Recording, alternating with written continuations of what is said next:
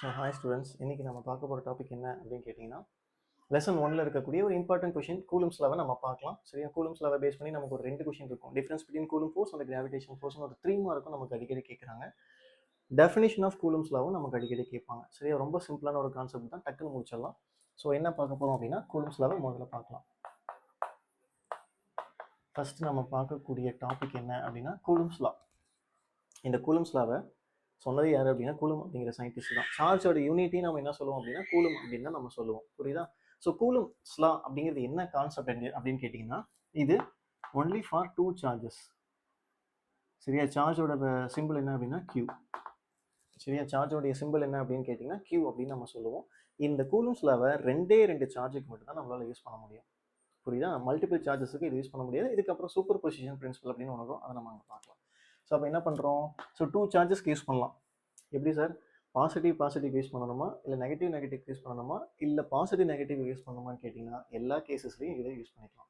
Same சார்ஜாக இருந்தாலும் okay, different சார்ஜஸாக இருந்தாலும் okay, எல்லா இடத்துலையுமே நம்ம இந்த கூலும்ஸ் லாவை கண்டிப்பாக யூஸ் பண்ண முடியும். ஸோ என்ன இருக்குது, நம்ம புக்கில் சொல்லியிருக்க மாதிரி ஒரு பாசிட்டிவ் சார்ஜை எடுத்துக்கலாம். இந்த பக்கம் ஒரு பாசிட்டிவ் சார்ஜ். சரியா? ஓகே, புக்கில் இருக்கிற மாதிரி எடுத்துக்கலாம். ஸோ பாசிட்டிவ் சார்ஜ், இங்கே ஒரு பாசிட்டிவ் சார்ஜ். இது வந்து பார்த்தீங்கன்னா Q1, இது என்ன அப்படின்னு பார்த்தீங்கன்னா Q2. 2 சார்ஜ் எடுத்தாச்சு. இதுக்கு நடுவில் இருக்கக்கூடிய டிஸ்டன்ஸ் நம்ம என்ன சொல்கிறோம் அப்படின்னா R. நீட்டாக வரைஞ்சிக்கலாமா? ஸோ இது வந்து Q2. அப்போ என்னது, 2 சார்ஜ் எடுத்துட்டோம். Q1 Q2 2 சார்ஜஸ் எடுத்தாச்சு. அதுக்கு பிட்வீனில் இருக்கக்கூடிய டிஸ்டன்ஸ் வந்து என்னன்னு சொல்லிட்டோம், R அப்படின்னு நம்ம எடுத்தோம். அப்போது இதுக்கு நடுவில் இருக்கக்கூடிய ஃபோர்ஸ், அந்த எலக்ட்ரோஸ்டாட்டிக் ஃபோர்ஸ் நமக்கு நல்லா தெரியும், ரிப்பல்சிவ் ஃபோர்ஸ். அதோடைய வேல்யூ என்ன அப்படிங்கிறத நம்ம பார்க்கலாம், எப்படி கண்டுபிடிக்கிறது. அப்போது same charges, like charges ripple, different charges unlike charges will attract அப்படின்னு நமக்கு தெரியும். சின்ன வயசுலேருந்தே நம்ம படிச்சிருக்கோம். அப்போ இதை எப்படி எழுத போகிறோன்னு பாருங்க. ஸோ அப்போ கூலும் என்ன சொல்கிறாரு அப்படின்னா, force is directly proportional to the product of their charges. அதாவது கிடைக்கக்கூடிய force product of their charges அப்படின்னு என்ன அர்த்தம், இருக்கக்கூடிய அந்த 2 சார்ஜஸுக்கு ப்ராடக்ட் பண்ணி எழுதிக்கணும் அப்படிங்கிறது சொல்கிறாரு. இது ஃபர்ஸ்ட் கேஸ். அதுக்கப்புறம் என்ன சொல்கிறாரு, சேம் அதே force is inversely proportional to the square of the distance between them. அப்போ என்னது, இன்வெர்ஸ்லி அப்படின்னா நம்ம டினாமினேட்டர் தான் எழுதுவோம். ஸ்கொயர் ஆஃப் த டிஸ்டன்ஸ் அப்படின்னு என்ன எழுதுவோம், இந்த ஸ்கொயரை இந்த டிஸ்டன்ஸை நம்ம ஸ்கொயர் பண்ணி எழுதிக்கணும். சொல்கிறேன் மீனிங் என்னென்னு, இதை அப்படியே கம்பைன் பண்ணுங்கள். அப்போ என்ன ஆகிடும், அப்போ F proportional to Q1 Q2 divided by R square. இதெல்லாம் நமக்கு இருக்கிற ஈக்குவேஷனு, இதுதான் நம்ம புக்கில் கொடுத்துருப்பாங்க. இன்னும் டீட்டெயிலாக எழுதலாம். ரைட், இப்போ இங்கே கவனிங்க.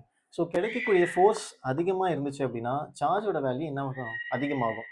இது நமக்கு தெரியும். டைரக்ட்லி ப்ரொபோர்ஷனல் அப்படின்னு என்ன அர்த்தம், இந்த பக்கம் வேல்யூ ஏறுதுன்னா இந்த பக்கம் வேல்யூ ஏறணும், இந்த பக்கம் வேல்யூ குறையுதுன்னா இந்த பக்கமும் குறையணும். அதுக்கு பேர் தான் என்ன அப்படின்னா டைரக்ட்லி ப்ரொபோர்ஷனல். புரிஞ்சிச்சா? இப்போ கவனிங்க. ஸோ அப்போ சார்ஜோட வேல்யூ 2 சார்ஜோடைய ப்ராடக்ட் பண்ணி தான் நம்ம இங்கே எழுதுறோம். அப்போ ஃபோர்ஸ் அதிகமாக இருந்துச்சுன்னா வேல்யூ அதிகமாக இருக்கும். இப்போ அடுத்தது இந்த கேஸ்க்கு வாங்க. ஸோ டிஸ்டன்ஸ் அதிகமாகுது அப்படின்னா ஃபோர்ஸ் வந்து டிக்ரீஸ் ஆகணும். புரியுதா? ஸோ திரும்ப அதே மாதிரி தான். ஸோ இந்த பக்கம் டிஸ்டன்ஸ் அதிகமாகுது அப்படின்னா ஃபோர்ஸ் என்ன ஆகும், குறைஞ்சிக்கிட்டே போகும். புரியுதா? Inversely proportional. இல்லை டிஸ்டன்ஸ் வந்து குறையுது அப்படின்னா ஃபோர்ஸ் வந்து அதிகமாகிக்கிட்டே போகும். இதுக்கு பேர் தான் என்ன அப்படின்னா இன்வெர்ஸ்லி ப்ரொபோர்ஷனல். புரியுதா? ரைட், கவனிங்க. அதாவது இங்கே ஒரு மேக்னெட் வைக்கிறேன், சவுத்து போல் நார்த்து போல். இங்கே ஒரு மேக்னெட் வைக்கிறேன், இங்கே என்ன இருக்குது, சவுத்து நார்த்து. ஸோ அதே மாதிரி இங்கே ஒரு மேக்னெட், நார்த்து சவுத்து, கொஞ்சம் தூரத்தில் நார்த்து சவுத்து. எக்ஸாம்பிளுக்காக நான் இதை சொல்கிறேன். இங்கே நம்ம சார்ஜஸை ப்ளேஸ் பண்ணிக்கலாம். அப்போ இதுக்கு நடுவில் என்ன இருக்கும், ஒரு அட்ராக்டிவ் ஃபோர்ஸ் இருக்கும். இங்கேயும் அட்ராக்டிவ் ஃபோர்ஸ் தான் கண்டிப்பாக இருக்கும். ஆனால் யாரோட ஃபோர்ஸ் அதிகம்னு கேட்டிங்கன்னா இதுதான், இது கம்மியாக இருக்கும். ஏன் அப்படின்னு கேட்டிங்கன்னா என்னுடைய டிஸ்டன்ஸ் வந்து அதிகமாக இருக்குது. புரியுதா? ஸோ அதுதான் மீனிங். எரேஸ் பண்ணிடலாம்.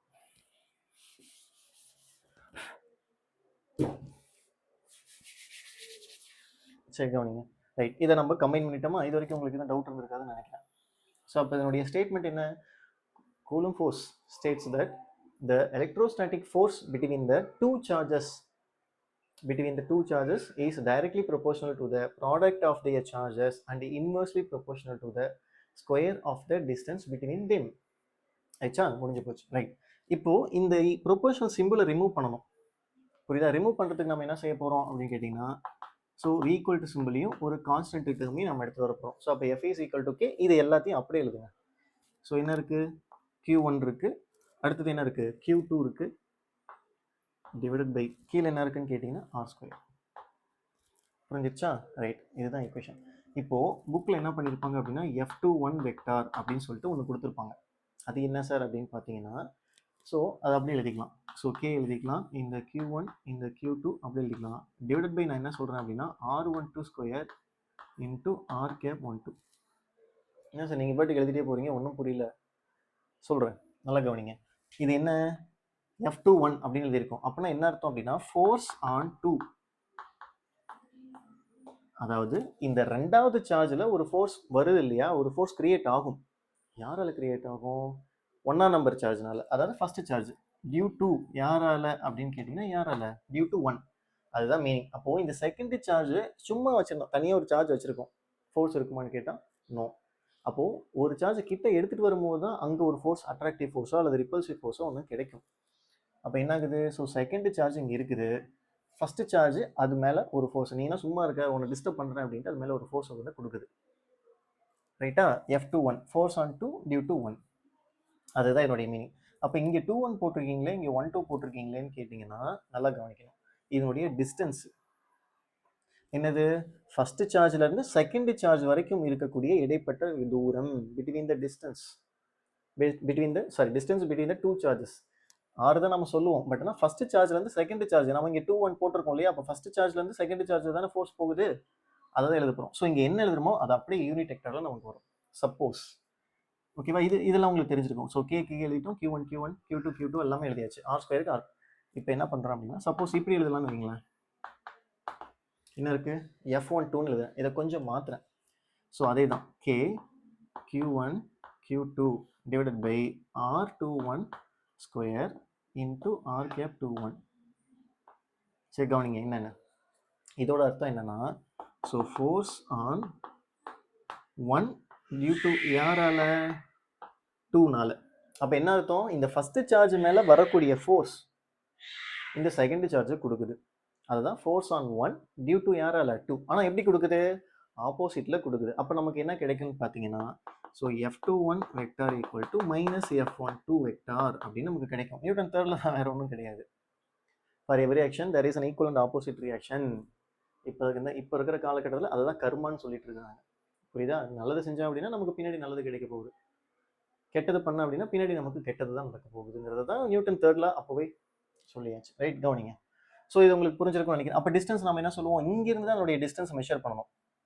அப்போ 2 1 தானே, ரெண்டாவது சார்ஜ்ல இருந்தால் ஃபர்ஸ்ட் சார்ஜ் ஃபோர்ஸ் போகுது, அதுதான் என்னுடைய மீனிங். ரைட்டா? நமக்கு முக்கியமான ஈக்குவேஷன் அப்படின்னு கேட்டிங்கன்னா ஸோ இதுதான். ஓகே, அதையும் நான் கொஞ்சம், ஏன்னா இந்த கேவோட வேல்யூ நான் அப்ளை பண்ணல இல்லையா, இப்போ நமக்கு என்ன அப்படின்னு பார்த்தீங்கன்னா கேவோட வேல்யூ நம்ம எழுதணும். கேங்கிறதுக்கு பேர் என்ன அப்படின்னா ப்ரொபோர்ஷனலிட்டி கான்ஸ்டன்ட். புரியுதா? என்ன கான்ஸ்டன்ட்னு கேட்டிங்கன்னா ப்ரொபோர்ஷனலிட்டி கான்ஸ்டன்ட். வேல்யூ என்ன அப்படின்னா ஸோ கே ஈக்குவல் டு 1/4πε0. இல்லை அப்படின்னா 9 × 10⁻9. நம்ம பெரும்பாலும் ஈக்குவேஷனில் நம்ம எதை யூஸ் பண்ணுவோம்னு கேட்டிங்கன்னா இதுதான் நம்ம யூஸ் பண்ணுவோம். என்ன சார் என்னமோ எழுதிருக்கீங்களே 1/4πε0 அப்படின்னா சொல்கிறேன் என்னன்ட்டு. ஸோ இது வரைக்கும் உங்களுக்கு புரிஞ்சிருச்சா? இது டவுட் இல்லை இல்லையா? ரைட், கவனிங்க. இப்போ இதுக்கு பக்கத்தில் நம்ம கான்ஸ்டன்ட் பக்கத்தில் யூனிட் எழுதணும் இல்லையா, யூனிட்டை நம்ம மிஸ் பண்ணவே கூடாது. எப்படி எழுதுவோம்ன்றத பாருங்கள். ஸோ 9 × 10⁻9 நியூமரிக்கல் வேல்யூ முடிஞ்சு போச்சு. இதெல்லாம் சால்வ் பண்ணி போட்டோம்னா நமக்கு இந்த ஆன்சர் கிடைக்கும், வேற ஒன்றும் கிடையாது. இப்போ யூனிட் பாருங்க. ஸோ இங்கே என்ன இருக்குது? கே இருக்குது. ஸோ அந்த ஈக்குவேஷன் அப்படி எழுதலாம். ஸோ அப்போ கே அப்படியே வச்சுக்கலாமா? ஸோ இங்கே என்ன இருக்குது? எஃப் இருக்குது. அந்த எஃப் அப்படியே எழுதுங்க. கே மட்டும் வச்சுட்டேன். இந்த ஆர் ஸ்கொயர் இப்போ இந்த பக்கம் எடுத்துருவாங்க, டிவிஷனில் இருக்குது, இந்த பக்கம் போனால் என்ன ஆகும்? மல்டிப்ளிகேஷன். அப்போ F r square divided by இங்கே என்ன இது? K1 K2 என்ன இருக்குது? மல்டிப்ளிகேஷனில் இருக்குது. இந்த பக்கம் வந்து என்ன ஆகிடும்? டிவிஷன் ஆகிடுமா? அப்போ இது எப்படி மாற்றலாம்? Q1 Q2 மாற்றலாமா? இப்போ இதனுடைய வேல்யூஸ் எல்லாமே எஸ்ஐ யூனிட் பூராத்தையும் அப்ளை பண்ணுங்க. ஃபோர்ஸோட எஸ்ஐ யூனிட் என்ன அப்படின்னா நியூட்டன். டிஸ்டன்ஸோட எஸ்ஐ யூனிட் என்னன்னு கேட்டிங்கன்னா மீட்டர். பவரில் ஸ்கொயர், அதை அப்படி எழுதுங்க. டிவைடட் பை சார்ஜ், 2 சார்ஜ் இருக்குது. ஸோ சார்ஜோட யூனிட் வந்து கூலும் தான், கூலும். அப்போ சி ஸ்கொயர். அப்போ இது எப்படி எழுதலாம்? ஸோ அப்போ கே இஸ் ஈக்குவல் டு இதோட யூனிட் இங்கே எழுதலாமா? இங்கே என்ன இருக்குது? என். இங்கே என்ன இருக்குது? M square. இங்கே என்ன? இந்த சி பவர் மேலே எடுத்துகிட்டு வந்தோம் அப்படின்னா சி பவர் -2ன்னு கிடைக்கும். அப்போ சி பவர் -2. ஸோ இதுதான் என்ன அப்படின்னா அந்த கேவோட வேல்யூ. புரிஞ்சிருச்சா? ரைட், இது வரைக்கும் உங்களுக்கு எதுவும் கன்ஃபியூஷன் இருக்காதுன்னு நினைக்கிறேன். ரைட், இந்த ஈக்குவேஷனை கொஞ்சம் நம்ம மாற்றலாம், கோட் எரேஸ் பண்ணிடலாம்.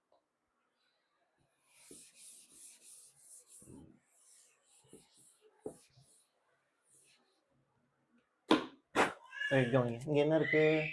ஸோ இந்த ஈக்குவேஷன் அப்ளை பண்ணி கூட எழுதலாம். அந்த கேவை எடுத்து வந்து இங்கே அப்ளை பண்ணுங்க. அப்போ இது எப்படி எழுதலாம்?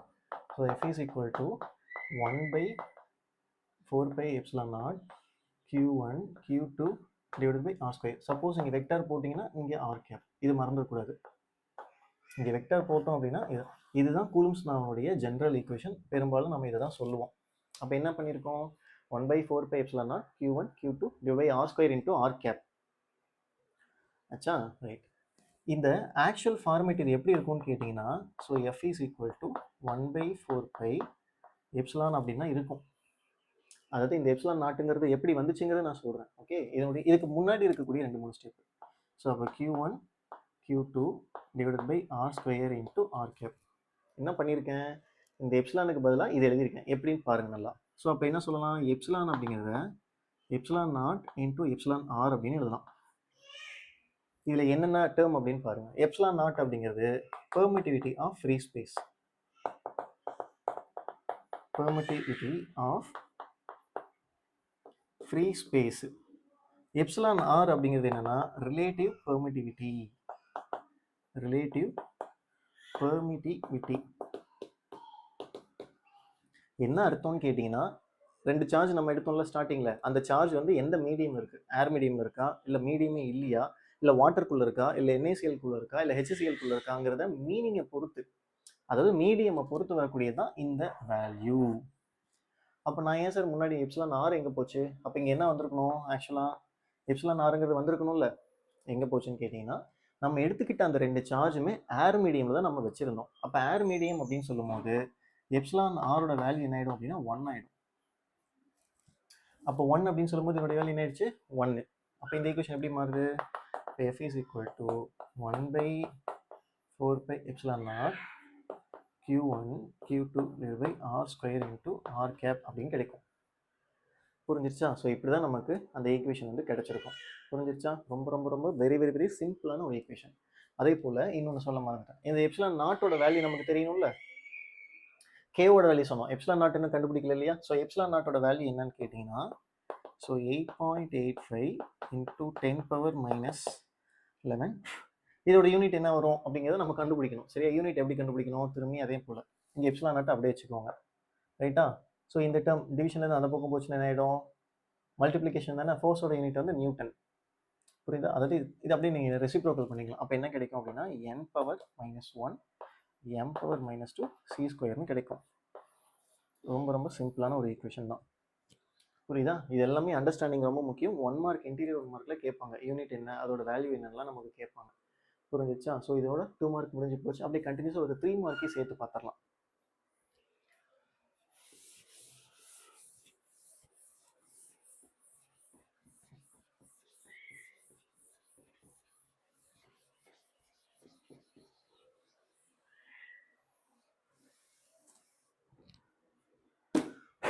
ஸோ என்ன கொஷின் அப்படின்னு பார்த்தீங்கன்னா, இதையும் அரெஸ்ட் பண்ணிடுவா. இப்போ நம்ம 2 மார்க் பார்த்து முடிச்சிட்டோம். அடுத்து அப்படியே ஒரு 3 மார்க் பார்க்குறோம். ஸோ டிஃப்ரென்ஸ் பிட்வீன் என்ன கொஷின் அப்படின்னா coulomb force and gravitational force.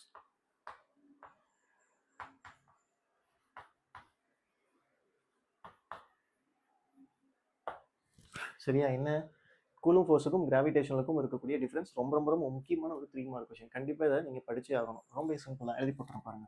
So அப்போ கூலும் ஃபோர்ஸ் இங்கே என்ன இருக்கும் அப்படின்னா கிராவிடேஷன். ஃபஸ்ட்டு ஒரு டேபிளர் காலமும் போட்டுக்கோங்க. ஸோ நான் என்ன எழுதுறேனோ அதை அப்படியே எழுதினாலே உங்களுக்கு 3 மார்க் கொடுத்துருவாங்க. ஸோ இந்த வீடியோவை மறக்காமல் உங்களுடைய ஃப்ரெண்ட்ஸுக்கும் நீங்கள் ஷேர் பண்ணணும். ஸோ ஃபஸ்ட் பாயிண்ட் பாருங்கள். Point number 1. இந்த கூலும் ஃபோர்ஸில் ரெண்டுமே இருக்குது. அட்ராக்டிவ் ஃபோர்ஸும் இருக்குது, ரிப்பல்சிவ் ஃபோர்ஸுமே இருக்குது. புரியுதா? நான் ஸ்டார்டிங்கில் சொல்லியிருந்தேன், 2 charge same charge will attract each other, different charge will same charge will ripple each other, different charges will attract each other அப்படின்னு நம்ம சொன்னோம் இல்லையா? அப்போ என்ன அர்த்தம்? இட் ஹேஸ் போத் என்னென்ன அப்படின்னு பார்த்தீங்கன்னா அட்ராக்டிவ் ஃபோர்ஸுமே இருக்குது கூடவே. அட்ராக்டிவ் ஃபோர்ஸ் ஆர் ஓகேவா? ஸோ போத் அப்படின்னு சொன்னால் ரெண்டுமே ரெண்டு ஃபோர்ஸுமே இருக்குது. And repulsive force. புரியுதா? கூலும் ஃபோர்ஸில் ரெண்டுமே இருக்குது. ஆனால் கிராவிடேஷனல் ஃபோர்ஸ் இதை நீங்கள் 11th ஸ்டாண்டர்டில் படிச்சிருப்பீங்க. ரெண்டு பிளானட்டுக்கு நடுவில் இருக்கக்கூடிய டிஸ்டன்ஸு, சாரி, ரெண்டு பிளானட்டுக்கு நடுவில் இருக்கக்கூடிய ஃபோர்ஸ் என்னவாக இருக்கும்னா இது வெறும் அட்ராக்டிவ் மட்டும்தான். ஸோ அப்போ it has only attractive force. It has only attractive force. So இந்த பாயிண்ட் எழுதிட்டீங்க அப்படின்னா உங்களுக்கு ஒரு மார்க். ரைட்டா? அடுத்து ரெண்டாவது பாயிண்ட்டு. ஓகே, இது மீடியமை டிபெண்ட் பண்ணியிருக்கு. நான் சொன்னேன் வாட்டரில் பிளேஸ் பண்ணியிருக்குமா ரெண்டு சார்ஜஸை, இல்லை HCl, ஓகேவா, ஹைட்ரோக்ளோரிக் ஆசிடில் வச்சிருக்குமா, இல்லை NaCl சோடியம் குளோரைடில் வச்சிருக்குமாங்கிறத பொறுத்து வரக்கூடிய வேல்யூ. அப்போது it depends on the medium. இது என்னது? மீடியமை டிபெண்ட் பண்ணி இருக்கும் இது இந்த கூலும் ஃபோர்ஸ். ஆனால் கிராவிடேஷன் ஃபோர்ஸ் எந்த மீடியமான இருந்துட்டு போ, எனக்கு அதை பற்றி கவலை இல்லை.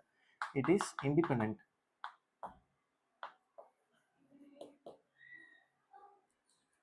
It is independent of medium. மீடியம்க்கு எனக்கு சம்மந்தமே இல்லை, அது அதனுடைய அர்த்தம். மூணாவது பாயிண்ட் பாருங்க. ஸோ ஃபோர்ஸை பற்றி சொல்லிட்டோம், மீடியமாக சொல்லிட்டோம், அட்ராக்டிவ் ஃபோர்ஸ் இது என்ன சொல்லிட்டேன், மீடியம். இப்போ அந்த வேல்யூ நம்ம பார்க்கணும் இல்லையா, அந்த சாரி கேவோட வேல்யூ. ஸோ ப்ரொபோர்ஷனலிட்டி கான்ஸ்டன்ட்டோட வேல்யூ என்ன சொன்னோம், 9 × 10⁹ nm² c⁻⁻2. இதான் அதோட யூனிட்டு. அப்போ இங்கே வந்தீங்கன்னா ஸோ ஜியோட வேல்யூ, கிராவிடேஷனல் கான்ஸ்டன்ட்டோட வேல்யூ என்ன அப்படின்னா, so 6.65 × 10⁻11 force newton metre square coulomb power -2. சரி, கூலும் கிடையாது, கிலோகிராம் பவர் -2. ஏன்னா மாஸ் அப்படின்னா யூனிட் வந்து என்ன வரணும், எஸ்ஐ யூனிட் வந்து கிலோகிராம் தானே, ரைட்.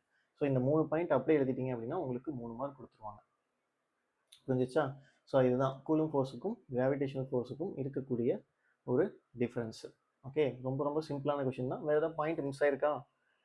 எல்லா பாயிண்ட்டுமே எழுதியாச்சு. ஓகேவா? எழுதிக்கலாம். வேணா இன்னொரு பாயிண்ட் எழுதலாம். என்ன எழுதலாம் அப்படின்னு பார்த்தீங்கன்னா, it act between two charges. இந்த ஃபோர்ஸ் எங்கே நடக்கும், ரெண்டு சார்ஜஸ்க்கு நடுவில் தான் நடக்கும், பிட்வீன் த டூ சார்ஜஸ். ஓகேவா? ஆனால் இங்கே ஸோ இதை பாயிண்ட் போட்டுக்கலாம், இதையும் பாயிண்ட்டாக போட்டுக்கலாம், இதுவும் ஒரு பாயிண்ட் தானே. இங்கே சார்ஜஸ் அங்கே தூக்கிட்டு என்ன பண்ணுங்க, மாசஸ் போட்டுக்கோங்க. It act between the two masses. அவ்வளோதான். சரியா? இந்த 4 பாயிண்ட் எழுதுறீங்க அப்படின்னா கேரண்டியாக உங்களுக்கு 3 மார்க் குறைக்கவே மாட்டாங்க. என்ன இருக்கோ அதை அப்படியே எழுதிக்குவாங்க. ஸோ கூலும் ஃபோர்ஸ், கிராவிடேஷன் ஃபோர்ஸ்னுடைய டிஃபரன்ஸையும் நம்ம சேர்த்து பார்த்துட்டோம். அப்போ இந்த வீடியோவில் ஒரு 2 மார்க், ஒரு 3 மார்க், டோட்டலாக 5 மார்க் வந்து கப்பல் பண்ணி இதில் நான் கொடுத்துருக்கேன். புரியுதா? வீடியோவை உங்களுடைய ஃப்ரெண்ட்ஸுக்கு நீங்கள் ஷேர் பண்ணுங்கள், அவங்களும் பயனடையட்டும். பிடிச்சிருந்துச்சு அப்படின்னா இந்த வீடியோக்கு லைக் பண்ணுங்கள், சேனலை மறக்காமல் நீங்கள் சப்ஸ்கிரைப் பண்ணிக்கோங்க. ஸோ அடுத்தடுத்து அந்த 2 லெசனுக்கான புக் பேக் 1 மார்க் ஒரே வீடியோவை நான் உங்களுக்கு போட்டுடுறேன். சரியா? ஷார்ட்கட்டை போட்டுடலாம். தேங்க்யூ.